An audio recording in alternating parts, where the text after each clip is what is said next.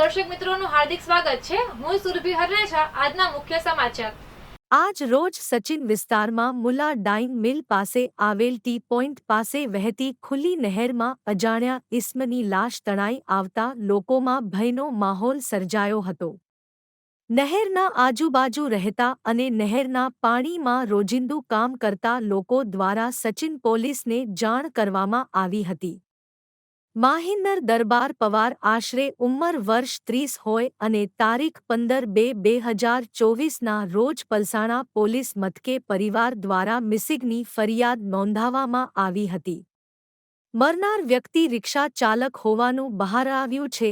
તેની રિક્ષા પલસાણાની હદમાં આવેલ ભગુનગર નહેર પાસે લાવારીસ હાલતમાં પડી હતી।